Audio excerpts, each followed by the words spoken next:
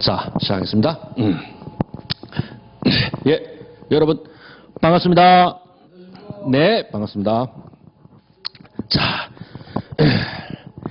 네, 저는 민사소송법 합격예법학원, 네, 우리 법무사, 네, 시험 민사소송법, 2차 민사소송법, 그리고 1차에서는 상법을 맡고 있는 차상명입니다.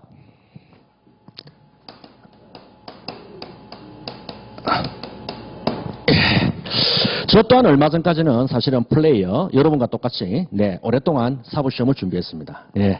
근데, 예, 뭐 제 노력이 부족하고 실력이 모자라서 그런지 아니면은 어쨌든, 네, 시험은 합격하지를 못했습니다. 예. 그래서 이제 코치의 길로, 예, 제가 열과성을 다해서, 네, 여러분을, 예, 가르치겠습니다. 저는 1차 법무사에서는 상법을 맡고 있고요. 그 다음에 2차에서는, 네, 지금 민사소송법. 네, 요 두 과목을, 네, 제가 지금 담당하고 있습니다. 네.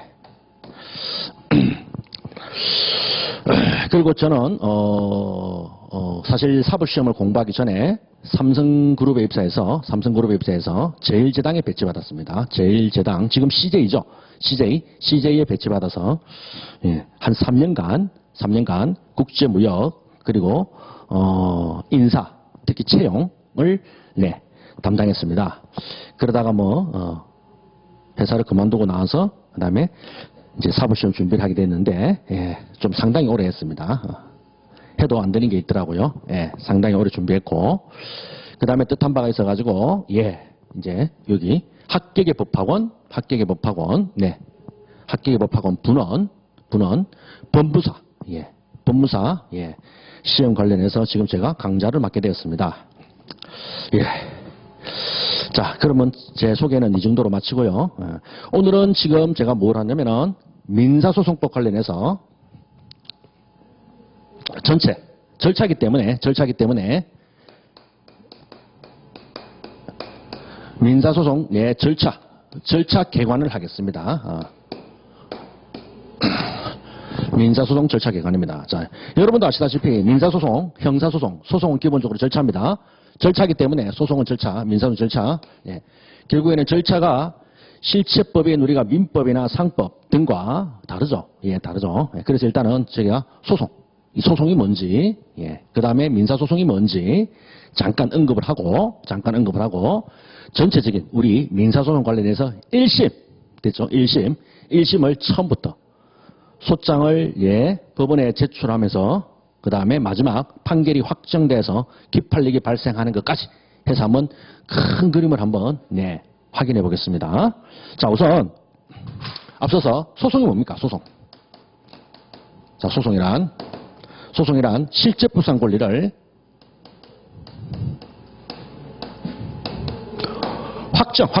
실제부상 권리를 확정시키는 절차입니다.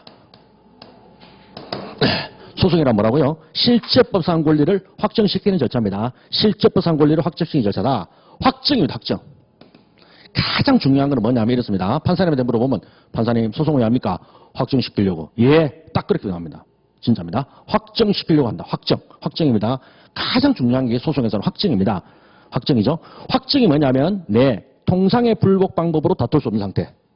확정이 뭐냐면요, 통상의 불복 방법으로 다툴 수 없는 상태를 말합니다. 굉장히 중요한 말입니다. 여기서는요, 뺄 끝도 없고 보탤 것도 없습니다. 뺄 끝도 없고 보탤 것도 없다. 딱 그대로, 예. 여러분이 어차피 법을 공부를 하시기 때문에 법과 관련해서는 개념, 용어, 약속된 정의, 데피니션은 분명히 암기를 하셔야 됩니다. 이게 그대로 답안지에 현출돼야 되는 것들이기 때문에, 자, 확정. 통상의 불복 방법이다. 다툴 수 없는 상태입니다. 그리고 통상의 불복이 뭐냐면 상소입니다. 상소를 말합니다. 1심에서 2심은 항소, 2심에서 3심은 상고, 이와 같이 통상의 불복입니다. 상소입니다. 아, 그러면은 통상의 불복이 상소면은 이와 대비되게 비상의 불복이 있네요. 예, 비상의 불복이 바로 뭐다? 예, 재심입니다. 재심, 비상의 불복. 이게 바로 비상의 불복입니다. 바로 우리 민사소송법에서는 451조 1항에, 예, 11개 사유, 11가지 사유가 제한적 열구로 되어 있고, 이 이의 사유는 절대 재심이 불허됩니다. 예. 자, 제가 처음부터 지금 법전에 451조까지 바로 나가버렸는데 너무 멀리 가지 않았느냐. 절차법의 특성이 그렇습니다. 더군다나 제가 지금 절차를 지금 개관하는 입장이기 때문에 지금은 처음과 끝을 계속 왔다 갔다 하셔야 됩니다. 왔다 갔다 하면 그게 또 답니다. 처음과 끝을 계속 왔다 갔다 하면서 지금 어느 쪽을 하고 있고 어디와 연결되어 있다. 그렇죠. 절차를 하면은요, 끝을 우리가 보고 가야 되지 않습니까? 네, 그렇습니다. 그렇죠. 바로 그렇습니다. 끝을 보고 간다. 우리가 여행을 떠날 때는 목적지를 생각하고 가야 됩니다. 목적지를 생각하지 가다 보니까 제주도네. 뭐 가다 보니까 부산이네. 이런 건 아니지 않습니까? 항상 부산이다. 동해바다다. 설악산이다. 이렇게 목적지를 분명히 설정해 놓고 가는 겁니다. 자, 지금 요런. 자, 그럼 다시 한번 소송이란 뭐냐면은 실제보상 권리를 확정시키는 절차다. 그렇다면 실제보상 권리는 그럼 뭐냐는 거 실제보상 권리입니다. 실제보상 권리. 이게 우리가 말하는 민법, 그죠? 상법이라든가 계약 법률행위. 그렇죠. 민법이나 상법 등 계약이나, 그렇죠. or, 불법행위. 계약이나 불법행위에 기한 뭐죠? 청구권이죠. 계약이나 불법행위에 기한 청구권, 계약이나 불법에 기한 권리가 나옵니다. 권리가 나오는 거를 법원에서 뭐다? 확정입니다. 확정시키는 절차다. 이게 바로 소송입니다. 됐죠? 반드시 하셔야 되겠습니다. 소송입니다. 소송을 이런 걸 말합니다. 확정. 키워드는 확정입니다. 자, 그래서 조금 나가면은 바로 확정이 된 데서 뭐가 나옵니까? 바로 기판력이 나옵니다. 기판력, 그죠? 법적 안정의 산물이죠. 가장 중요한 겁니다. 결국에는요, 기판력입니다. 기판력. 자, 그리고 제가 항상 강의 시간에 설명하지만은 뭐냐면 민사소송에서 가장 중요한 거는요, 민사소송의 두 축은 뭐냐면은 변기입니다. 민사소송의 두 축은 변기입니다. 민사소송의 양대 축은 변론주의. 그리고 기판력입니다. 기판력. 변론주의와 기판력. 민사소송에서 가장 중요한 거 두 개를 해라 그러면 변론주의와 기판력입니다. 변론주의와 기판력. 지금 제가 좀 이따가 절차 개관 전체하면서 변론주의 파트가 나오는 거 있으면 거기에 대해서 또 상세하게 좀 설명해 드리겠습니다. 그리고는 기판력입니다. 바로 이겁니다. 확정입니다. 그리고 기판력의 취지가 뭐다? 법적 안정이죠. 법적 안정입니다. 법적 안정. 그렇죠. 법적 안정입니다. 법적 안정. 그래서 우리가 소송할 때는요, 실제보상 권리를 확정시키기 때문에 무슨 말이냐면 이제는 재판으로는, 그렇죠. 국가, 공권적 판단인 재판으로는 더 이상 뭐다? 도와주지 않는다, 이 말입니다. 국가, 공권적 판단, 재판으로는 더 이상 도와주지 않겠다, 이 말입니다. 확정을 뒤집을 수는 없는 겁니다. 단, 재심 사유가 한해서, 재심 사유가 있을 때는, 물론, 이 11가지 사유 중 한 개가 있을 때는 재심으로 보면, 취소시킬 수 있죠. 취소입니다. 자, 우리가 상소 재심하지만 이렇게 생각합니다. 그래서 항상 말이 뭐냐면은, 확정전 상소. 그렇죠. 아예 항상 이렇게 붙여서 생각하십시오. 확정 전 상소. 그리고 재심은 뭐다? 확정 후 재심. 이런 말을 씁니다. 확정 전 상소. 확정 후 재심. 됐죠?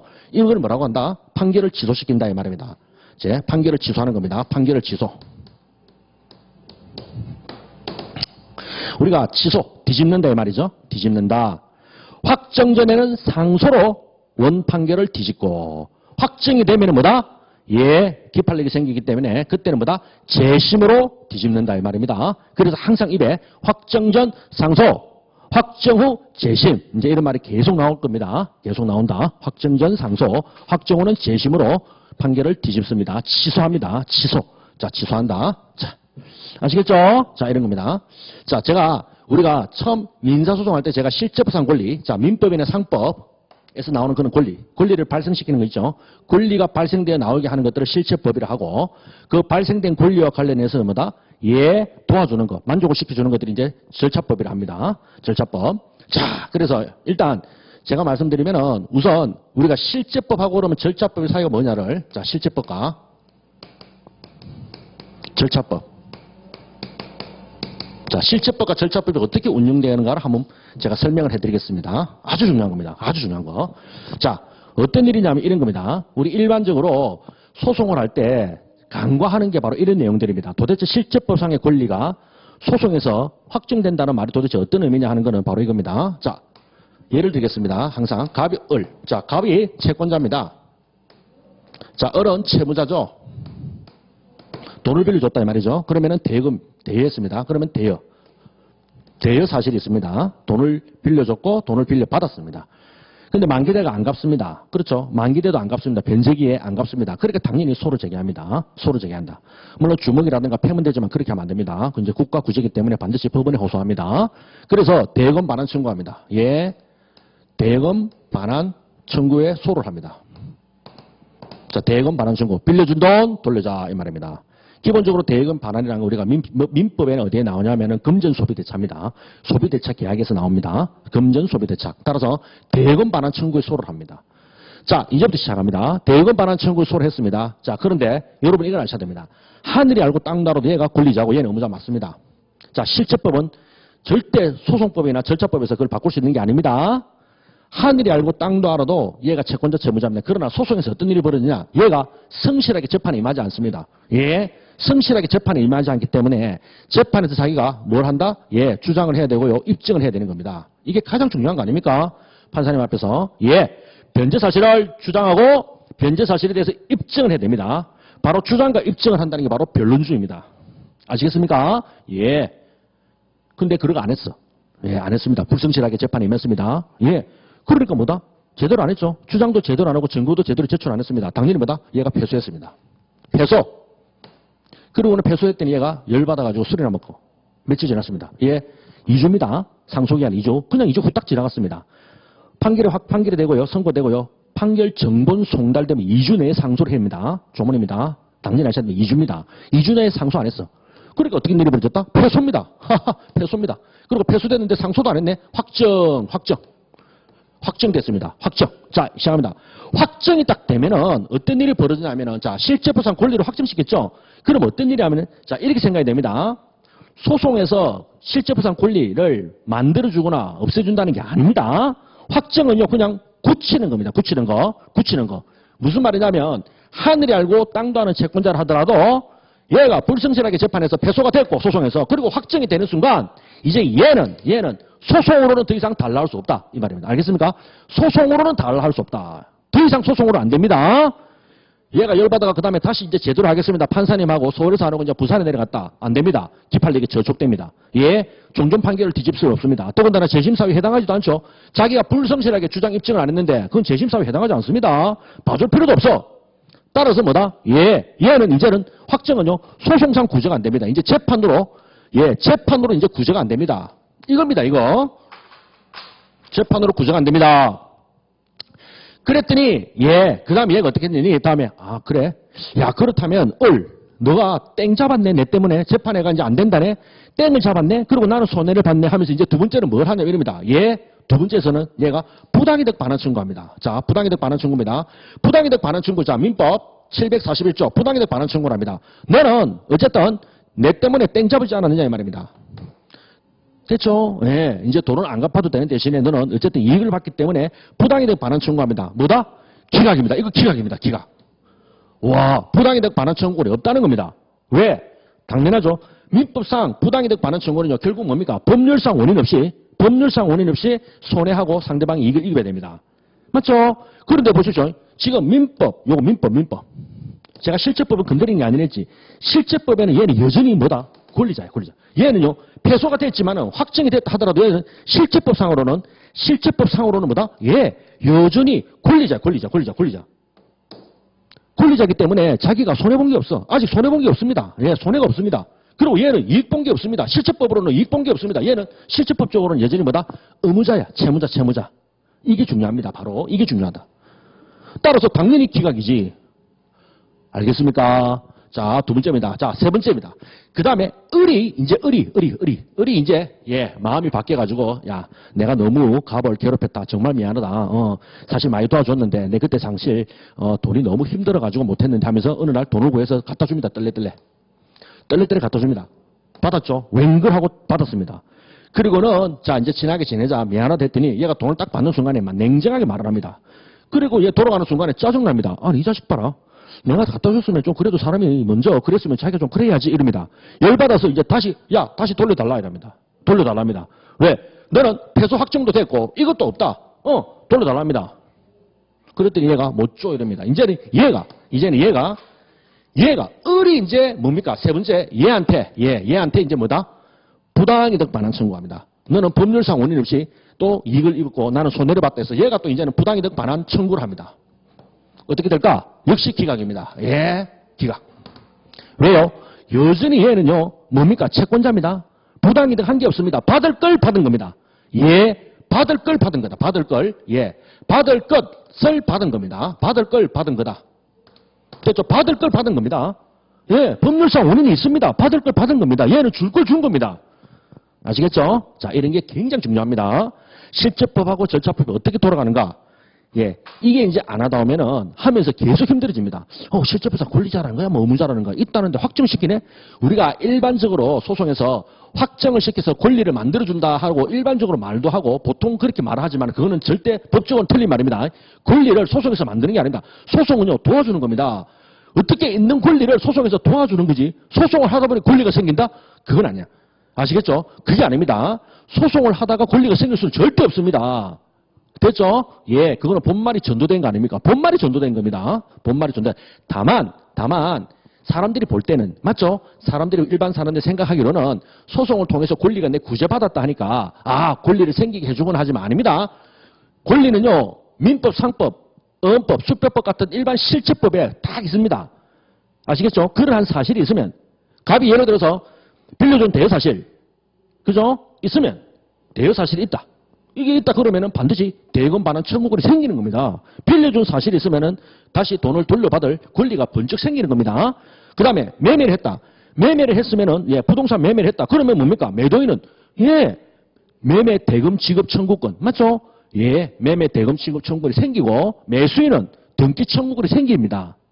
그냥 이거는 생기는 거지 법원에서 도와주는 게 아니야. 법원에서 도와주는 게 아닙니다. 항상 이런 거를 유념하셔야 됩니다. 아시겠죠? 이게 굉장히 중요한 겁니다. 그래서 우리가 민법 할 때 첫 번째 시간, 민청할 때 배우는 게 우리가 채권 채무 쭉 이야기할 때 얘가 채권자인데 뭐다? 예, 패소 확정되는 순간 받을 걸 못 받았다. 소송에서 받을 걸 못 받다가 패소 확정되는 순간 얘는 더 이상 재판으로는 구제가 안 된다. 해서 이럴 때 이와 같은 채무를 뭐라고 한다? 소구할 수 없는 채무. 예, 서로서 구할 수 없는 채무다. 이걸 바로 늑자로 뭐라고 합니까? 예, 자연채무를 하죠. 자연채무. 바로 이겁니다. 자연채무랍니다. 서로서는 구할 수 없다. 그러나 상대방이 갖다 바쳐주면, 변제하면, 이행하면 뭐다? 그거는 뭡니까? 적법하게 수령할 수 있고 받을 수 있죠. 왜? 채권자니까. 그리고 그렇게 받은 거는 부당이득이 아니다. 부당이득이 아닙니다. 정당한 이익이다. 우리 이걸 뭐라고 한다? 채권의 대내적 효력, 급부 보유력. 그렇죠? 급부 보유력이랍니다. 이게 바로 그 유명한 급부 보유력입니다. 아시겠죠? 바로 이겁니다. 예? 예. 소송에서 절대 생기는 게 아닙니다. 그런데 제가 미리 오늘 개관이기 때문에 전체를 왔다 갔다 한번 해보겠습니다. 그런데 이게 대해서 딱 예외 하나가 소송이 있습니다. 딱 하나가. 그게 바로 뭐냐면 화해입니다. 화해. 그게 바로 소송상 화해입니다.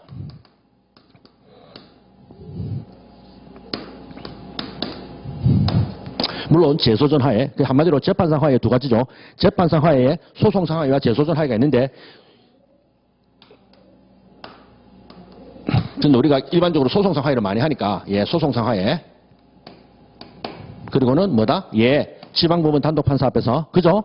예, 당사자가 다투기 전에 지방법원 손잡고 지방법원 단독판사 앞에서 우리 화해하렵니다 하는 재소전 화해.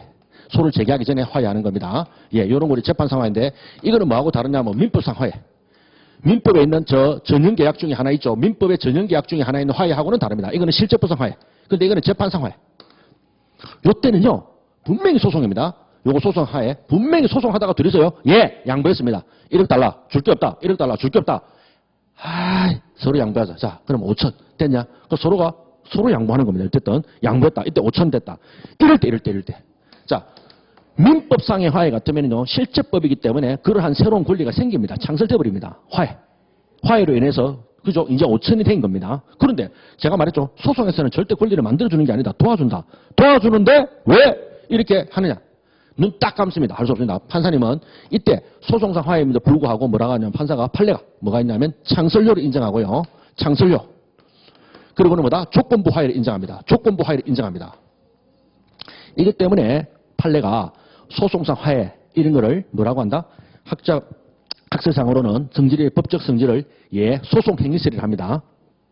소송 행위설이를 하는데 소송행위설입니다. 소송행위설이라 해서 소송행위입니다.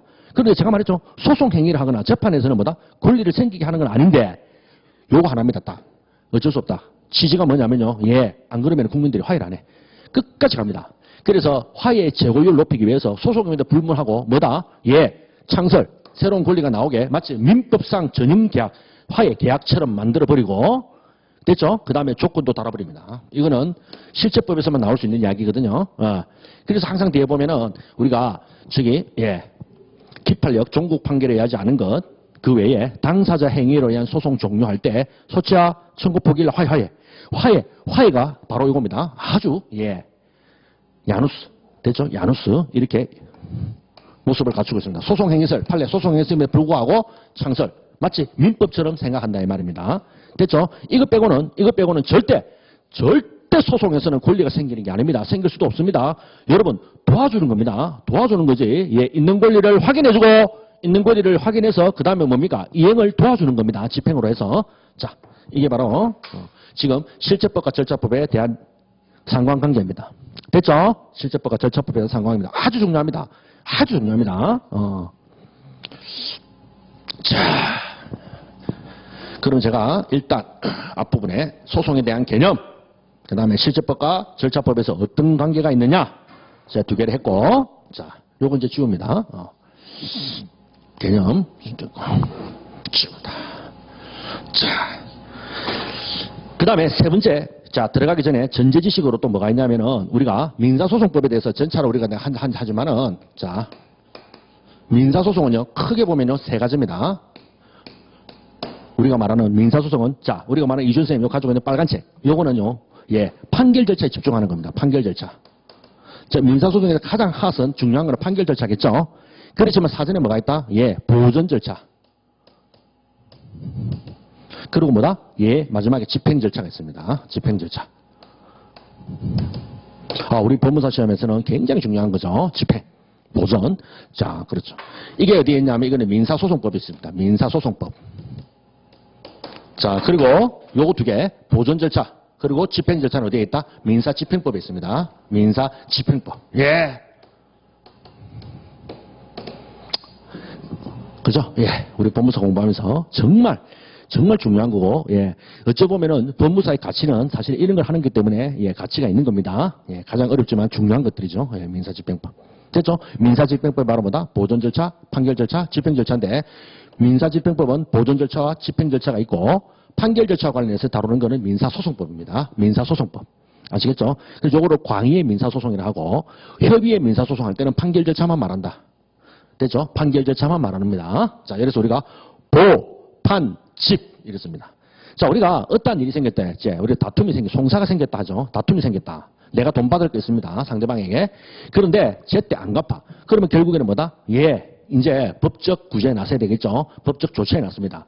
근데 법적 조치에 나서면 첫 번째 항상요, 잊어버리지 말아야 될 게 보전 절차를 해야 됩니다. 잡아내야 됩니다. 맞죠? 가압류 가처분.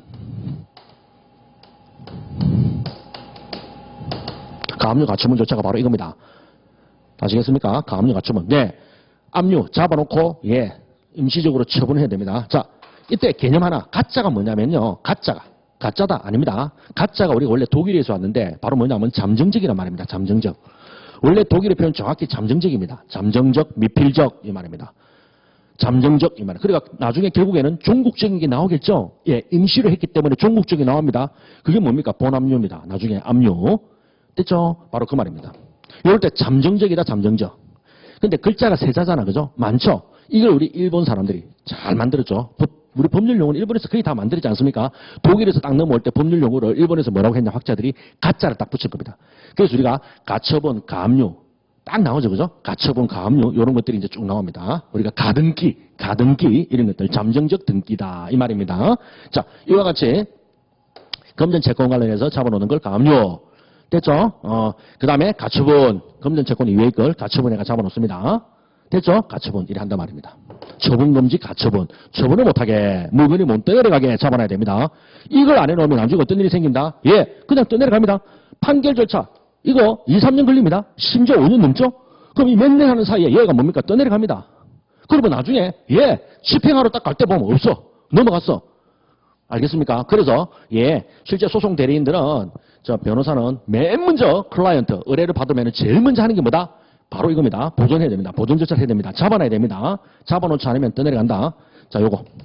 그 다음에 판결 절차입니다. 판결 절차가 바로 뭐냐면은 집행권원을 만드는 절차입니다. 판결 절차가 뭐라고요? 집행권원을 만드는 절차입니다. 집행권원. 옛날에는 채무명의를 했습니다. 집행권원을 만드는 절차. 집행권원을 만드는 절차입니다. 어디서? 수소법원에서. 수소법원이라 합니다. 이때 수소는 소를 제기받은 법원에 대해서 수소입니다. 소를 받다. 받을 소. 됐죠? 소를 제기받았대 수소법원. 그 다음에 집행부 절차가 이게 집행법원입니다. 그러니까 수소법원에 대비되는 말이 바로 집행법원이죠. 집행법원. 집행을 도와주는 법원입니다. 따라서 수소법원은 소를 제기받은 법원에서는 뭐다? 집행권원을 만드는 절차가 바로 판결 절차입니다. 판결 절차입니다. 집행권원을 만드는 절차입니다. 집행권원. 옛날에 채무명의를 했죠. 옛날에는 종전에는 채무명의. 그래서 옛날에 공부하신 분들은 오히려 오래 공부하신 분들 이게 더 익숙합니다. 그리고 우리 판결에는 아직 이런 말을 씁니다. 옛날 판례는 채무명의입니다. 채무명의. 이게 뭐다? 집행권원입니다. 집행권원. 지금은 집행권원이라 하죠. 집행할 수 있게 해주는 겁니다. 가장 대표적인 게 집행권원은 여러 가지가 있습니다. 그중에 가장 대표적인 게 판결문입니다. 판결문. 성소 확정 판결문이 가장 중요한 거죠. 바로 중요하다. 요거 집행권원을 만드는 절차가 판결 절차. 자, 그 다음에 만족을 시켜줘야 되겠죠? 그렇죠. 이제 집행권원을 만드는 거 가지고 그 다음에 집행법원 가면 집행법원 판사님이 바로 집행문을 붙여줍니다. 집행법원 판사님은요, 네가 권리가 있니 없니 그런 거 안 따져. 그걸 언제 또 따집니까? 그건 여기서 다 끝났잖아. 그리고 뭐냐면은 집행법원 판사님은요, 성소 확정 판결문 딱 보면요, 바로 그 뒤에 딱 붙여줍니다. 집행문 한 장은 딱 붙여줍니다. 집행문 한 장 딱 붙여주면은 바로 이 집행문 가지고 집행 들어갑니다. 누굴 통해서? 바이 집행관. 됐죠? 집행관을 통해서. 우리 옛날에 집달리 이런 말 했죠, 그죠? 이분들 딱 가서 그대로 집행을 합니다. 집행한다. 됐죠? 집행에는 여러 가지가 있습니다. 집행에는 우리가 동산에 관련한 집행, 부동산 관련한 집행, 이런 것들 우리가 민사집행부에서 딱 배우는 거잖아요. 그죠? 그죠? 민사집 배운다 이 말입니다. 그래서 집행 절차 이렇게 해서 이제 끝나는 겁니다. 끝나는 거다 이 말. 자, 이럴 때 우리가 이제 말을 순서를 하지만 자, 계약을 하겠죠. 먼저. 자, 그 다음에 보존 절차, 판결 절차, 집행 절차 이게 순서입니다. 제가 하고 싶은 말은 뭐냐면 이 각각에 대해서 우리가 똑같은 말인데 표현이 이렇습니다. 계약에서 뭐가 나오냐면 권리가 나옵니다. 이 권리가 보존 절차에서는 뭐라 부르냐면 피보존 권리라 합니다. 보존되어지는 권리다 해서 피보존 권리라 합니다. 그 다음에 판결 절차에서는 이 권리가 이제 어떻게 말을 부르냐면 소송물, 소송물, 청구, 본안 이렇게 다양하게 부릅니다. 다 같은 말입니다. 소송물, 청구, 본안 됐죠? 이렇게 부릅니다. 부른다. 그 다음에 집행 절차에서 이걸 뭐라고 하냐면 실현될 권리. 요렇게 같은 내용인데 절차에 따라서 표현을 달리한다 이 말입니다. 그렇죠? 제가 이름은 차상명. 자, 학원에 오면은 선생님 또는 교수님. 집에 가면 우리 와이프는 저한테 여보, 우리 애는 아빠, 처제는 형부, 전부 접니다. 맞죠? 표현을 달리하지 본질은 차상명 하나입니다. 됐죠? 차상명 하나다. 이런 것들. 여러분들이 법을 공부하면서 항상 개념, 용어에 절대 흔들리면 안 됩니다. 정확한 숙지가 필요하다. 정확한 숙지. 됐죠? 더군다나 절차법은요, 정말 그렇습니다. 절차법은 표현 하나, 말 하나, 청구 기각, 소각하. 됐죠? 청구 기각, 소각하. 정확하게 표현해야 합니다. 청구를 각하, 소를 기각. 그러면 안 됩니다. 알겠죠? 소치합니다. 소치하지 소를 취소한다. 안 됩니다. 아, 그게 비슷한 거 아닙니까? 그러면 안 돼. 절대 그러면 안 됩니다. 표현이 정확해야 됩니다. 마치 우리가 뭐다? 여러분 컴퓨터 할 때, 그렇죠? 로그인 시킬 때 아이디, 비밀번호, 문자 하나, 숫자 하나 틀리면 들어갑니까? 안 됩니다. 아니, 5를 쳐야 되는데 6을 쳤다. 아니, 하나 차인데. 안 됩니다. 이렇게 하면 안 되지. 알겠습니까? 표현의 정확성. 이게 바로 뭡니다? 법 공부에 제일 중요한 겁니다. 표현이 정확하고 치밀해야 됩니다. 그냥 대강 넘어가려다. 절대 안 됩니다. 알겠습니까? 굉장히 중요합니다. 굉장히 중요합니다. 자, 그게 뭐다? 법입니다. 법 공부를 그렇게 하는 겁니다. 자, 그래서 제가 첫 번째 항상 소송이 뭐냐? 실체부상 권리를 확정시키는 절차다. 확정과 관련해서 기판력 한번 개념을 언급했고, 다음에 두 번째, 그거를 뒤집는 게 뭐다? 상소, 재심, 원판결을 뒤집는 걸 했고, 그 다음에 세 번째는 요겁니다. 조금 전에 한 거 지운 거 이쪽에 있는 거 있죠? 예, 실제법과 소송법의 관계가 도대체 절차법이 어떻게 되느냐 했죠? 어떻게 되느냐를 좀 전에 우리가 대검 반환 청구와 관련해서 한번 봤습니다. 하늘 알고 땅도 아는 권리자다 해도 다 필요 없다. 주장 입증 안 하면 소송에서 패소합니다. 패소하면은 내가 권리가 사라지는 게 아니야. 패소 확정됐다 해서 권리가 사라지는 게 아니라 법원에서 이제 도와주질 않습니다. 뭐 확정시키랬다. 한번 확정했잖아. 한번 했잖아. 됐죠? 절차 보장도 받았고 더 이상 안 도와줍니다. 이걸 뭐라고 한다? 자연채무. 됐죠? 소로서 구할 수 없다. 소구할 수 없는 채무에서 자연채무라고 합니다. 자, 그렇게 했고, 다음에 네 번째. 자, 이제 민사소송이 뭐냐 하는 걸 이야기된 겁니다. 보존 절차, 판결 절차, 집행 절차. 됐죠? 보판집. 그리고 우리가 말하는 판결 절차만 말이 뭐다? 민사소송법. 빨간 책. 이준 선생님 빨간 책. 그리고 보존 절차와 집행 절차는 뭐다? 민사집행법이라는 별도의 법입니다. 민사집행법. 예. 아마 우리 법무사 하면서 가장 어려운 거 아닐까 싶습니다. 제가 볼 때 그죠? 그리고 사실은 여러분 민사집행이 그죠? 예, 제일 마지막에 제일 중요한 거 아니겠습니까? 보십시오. 민사집행 하려면요. 민법을 알아야 됩니다. 그렇죠? 소송법을 알아야 됩니다. 민법도 알고 소송법도 알아야 그 다음에 뭡니까? 마지막에 결국에는 모아지는 게 뭡니까? 파이널이 민사집행입니다. 따라서 민사집행을 하지 않으면은 사실 민사집행을 안 한 사람이 민사소송을 안다. 사실 조금 넌센스입니다. 한 2% 아니지. 20%는 모자라겠죠. 예. 그리고 민법. 아무리 민법을 잘한다 하더라도 결국에는요. 예. 민사집행법에서 완결되지 않으면은 민법이 제대로 된 지식이 아니겠죠. 민법이 절대 제대로 된 지식이 아닙니다. 바로 그렇습니다. 예. 그래서 우리가 민법 책 중에서는 우리 수험서로서 가장 지금은 좀 이제 아닌데 종전에 아주 유명한 책 중에 한 개가 이제 지올린 교수님 판사 출신이지 않습니까? 지올린 교수님 책 보면은 예. 판사 출신답게 예. 특히 판결에 보면 판례 보면은 그냥 집행법 판례가 엄청 많습니다. 그래서 처음에 민법 공부하는 수험생은 굉장히 힘들어합니다. 그 책이 좋긴 좋지만 힘들다. 왜? 판례가 많은데 그 판례가 집행 판례가 너무 많아. 그 집행 판례가 너무 많으니까 본인은 그렇습니다. 예, 그 교수님 당신은 지올림 교수님 당신은 어떻게 말하냐면 아니 결국 이거 아니냐. 그런데 학생들이 이것도 지금 안 됩니다. 이것도 안 됐습니다. 이건데 이걸 막 하니까. 바로 뭐다? 예, 눈높이가 어긋나는 거지. 그죠? 예, 그러니까 책은 좋지만은 나는 힘듭니다. 이래 된 겁니다. 지금 현재 그렇다. 자, 됐습니까? 자, 첫 번째 시간에 첫 번째 타임에는 전체적인 걸 개관을 한번 해봤습니다. 요 각각에 대한 개념을 이제 하셔야 되겠는데, 제가 지금 절차에 잠깐 들어가기 전에 개관 절차에 좀 이따 바로 들어갈 텐데 들어가기 전에 지금 뭘 하냐면은 제가 이렇게 하겠습니다. 일단 조문 정리. 자, 왜 그러냐? 사실요, 소송법, 절차법 있죠. 더군다나 형사소송도 마찬가지고 민사소송도 마찬가지입니다. 소송법과 절차법은요, 정말 조문 그대로 쫙 내려갑니다. 조문이 절차를 그대로 쫙 해놓은 겁니다. 사실 어째 보면은 조문이 답니다. 맞죠? 조문이 답니다. 더군다나 소송에서는요, 절대 판례가 조문 외적인 걸 내용을 가지고 다룰 수가 없습니다. 알겠습니까? 절차요 해결 유지 안정이고요. 여러 사람들이 관련되어 있습니다. 입법자가 만든 형사소송법, 민사소송법 이외에 어떻게 절차를 구성할 수가 있겠습니까? 절대 안 됩니다. 그래서 민사소송에서 좀 이따가 하겠지만은 여러분 보시면은 조문이 없는 참가라든가 조문이 없는 그런 걸 한다? 절대 안 됩니다. 조문이 없는 소송 행위는 있을 수가 없습니다. 아시겠죠? 바로 그겁니다. 예를 들어 가지고 당사자가 소송을 종료시킨다. 그러면 세 가지입니다.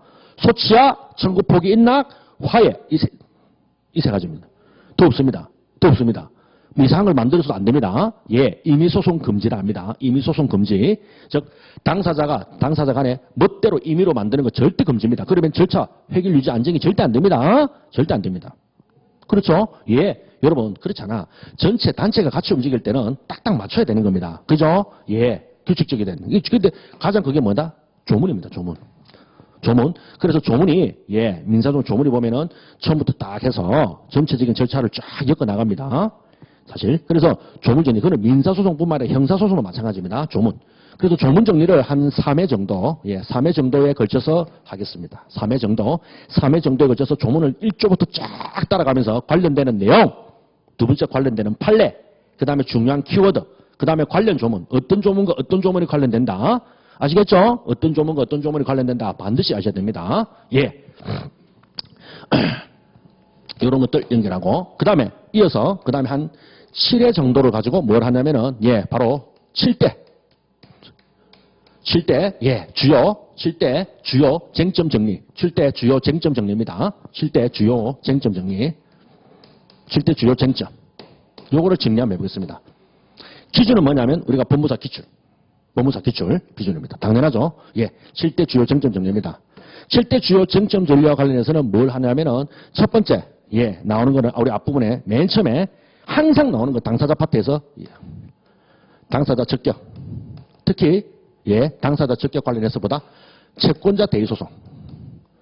뭐 이거는 대한민국 민사소송법 문제는 뭐 국가고시 어느 걸 떠나서라도 항상 나오는 거 아닙니까? 채권자 대의 소송. 됐죠? 채권자 대의 소송입니다. 채권자 대의 소송. 됐죠? 채권자 대의 소송을 해가지고 먼저 다루고 다음에 두 번째 그 다음에 뭐냐면 소송물을 한번 할 겁니다. 소송물. 여러분들이 어려워하는 거 소송물. 청구.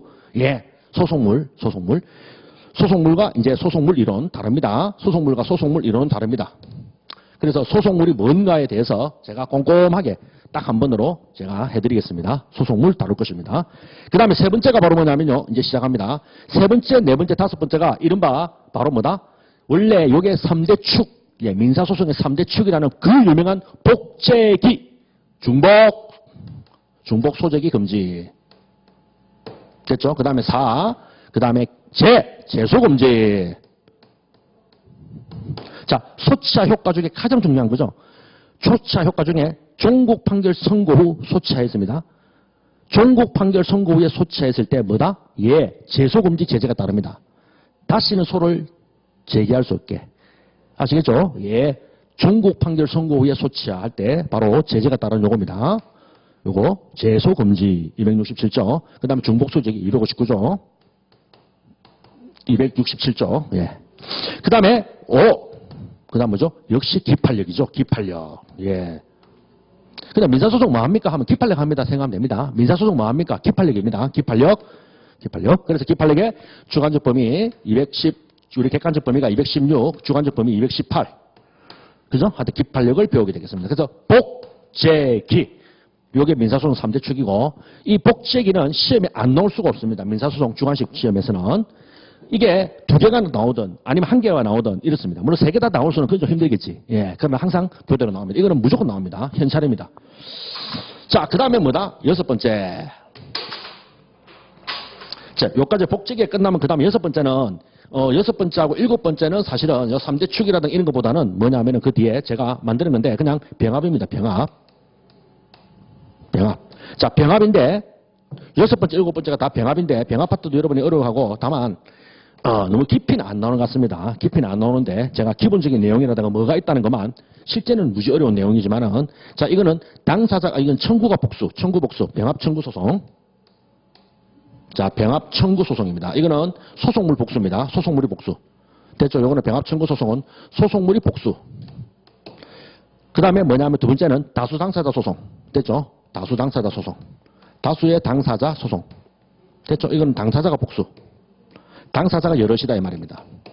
자, 우리가 기본적으로 제가 오늘 1심 절차, 제가 좀 이따가 두 번째 타임에 하는 1심 절차, 소송 절차를 개관하는 것은 한 사람이 한 사람에 대해서 이 말입니다.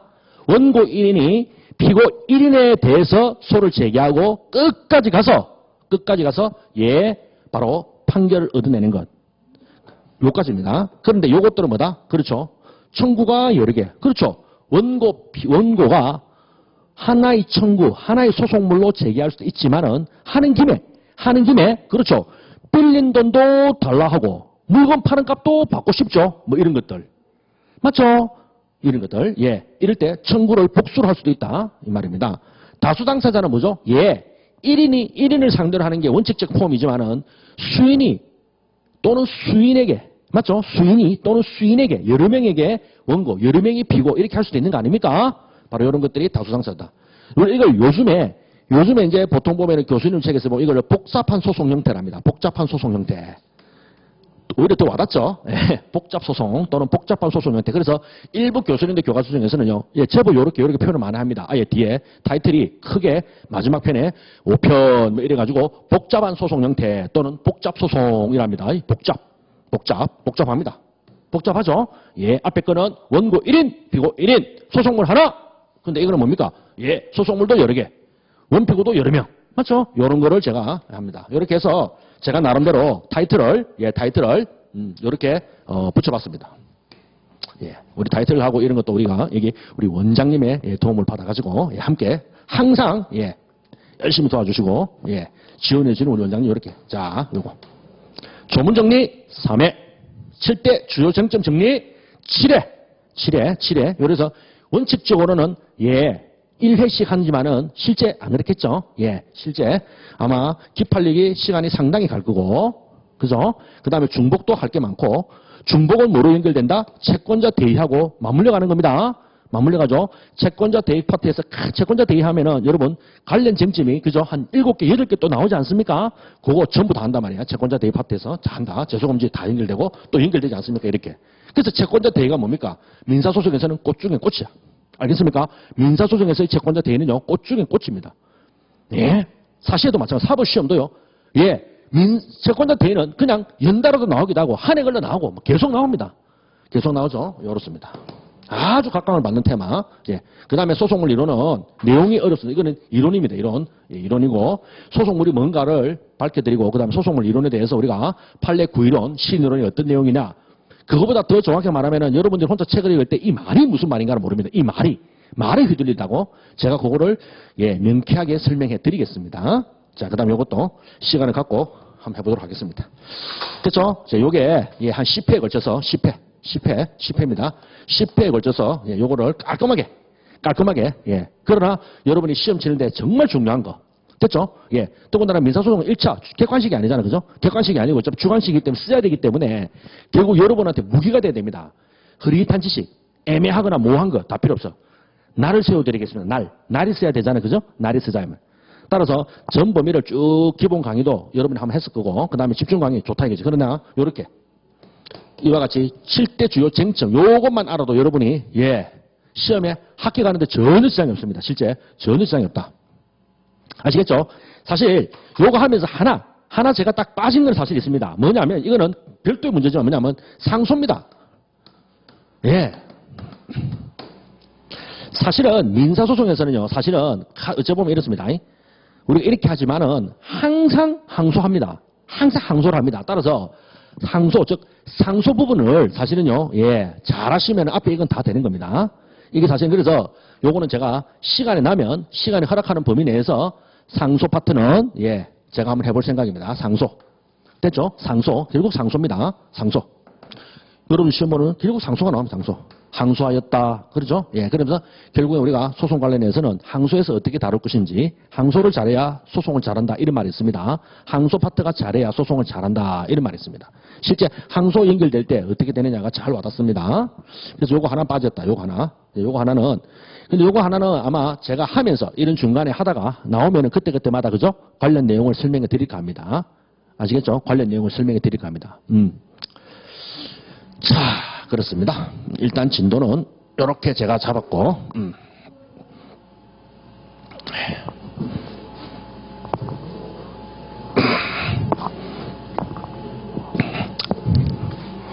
가장 중요한 거는 기판력입니다. 제가 말했죠? 가장 중요한 거는 기판력입니다. 알겠죠? 기판력 하려고 하는 겁니다. 기판력이 가장 중요합니다. 기판력이 가장 중요하고.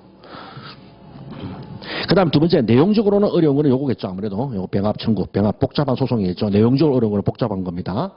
그러나 어렵진 않지만은요, 여러분들이 잘 헷갈리기 쉽고 항상 손에서 달달달달 해야 되는 거는 결국에는 채권자 대의 소송 관련해서 중복이냐, 제소냐, 기판력. 즉 채권자 대의 소송으로 이런 것들이 다 풀려야 됩니다. 다 연결되어 있다. 맞죠? 이게 다 연결되어 있다. 채권자 대의 소송 중에 채무자가 들어왔다. 중복이냐? 이 말이죠. 참가할 때 공참이냐? 뭐냐? 사실 참가도 요 파트에 있지만은 이런 것들. 그죠? 그 다음에 채권자 대의 소송에 확정 판결이 났다? 그럴 경우에 채무자가 할 때는 기판력이 미치느냐? 어떠느냐? 맞죠? 항상 요거. 또 채권자 대의 소송 중에 또 다른 채권자가 들어왔다? 중복이냐? 뭐냐? 뭐 항상 그런 거 아닙니까? 요런 것들. 그래서 요 세 개가 요렇게 아울러지게, 요렇게 한다. 자.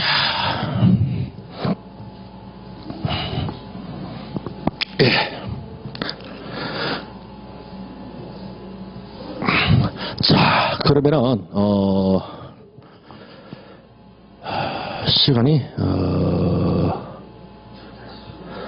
예, 그죠? 예, 바로 지금 절차 개관에 그죠? 지금 시간이 제가 좀 됐으니까 잠깐 그러면 쉬었다가 두 번째 시간에는 이어서 이제 1인에 대한 소를 제기해서 나중에 기판력 판결이 나오는 거, 판결 정보를 송달대가 나오는 거 확정될 때까지 그거를 한번 민사소송 절차 개관에 들어가겠습니다. 그러면은 잠시 쉬었다가 하겠습니다. 네.